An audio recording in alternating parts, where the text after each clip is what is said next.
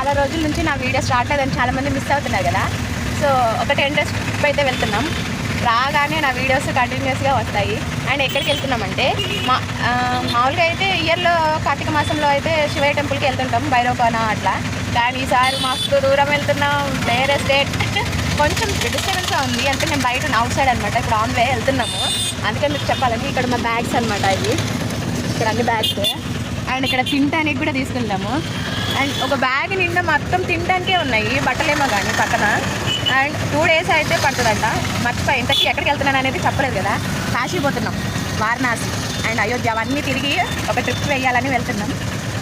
And మేమే కాదు, చాలామంది వెళ్తున్నాం, ఆఫీస్ కొలీగ్స్, ఫ్రెండ్స్, టీచర్స్ అందరం కలిసి వెళ్తున్నాం అనమాట. అక్కడ భాష మనకు రాదు కదా, తెలిసిన వాళ్ళతో వెళ్తే బాగుంటుంది కదా, అందుకని అనమాట.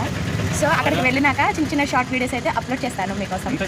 మా అత్త నేనే వెళ్తున్నాము, మా ఆయన మిస్ అయిపోతున్నాడు. మిస్ ఆయనకి ఏదో బిజీ వర్క్ అంట, సో రానన్నాడు. అందుకని నేను ఒక్కదాన్నే వెళ్తుంటే, ఒక్కదాన్ని కాదండి, మా అత్త, నేను, ఫ్రెండ్స్, ఆఫీస్ కొలీగ్స్ వాళ్ళు, టీచర్స్ అందరూ కలిసి వెళ్తున్నాం. అండ్ చిన్న చిన్న షార్ట్ వీడియోస్ అక్కడికి వెళ్ళగానే పెడతాను. అండ్ ఆడ మనకు చాలా భాషలు వచ్చు. సో అక్కడ ఉత్తరప్రదేశ్ కదా, ఏ భాష అయినా మనం మాట్లాడేస్తాం, మినిమం ఉంటుంది అనమాట, ఇష్టపడతాం అక్కడికి వెళ్ళిన.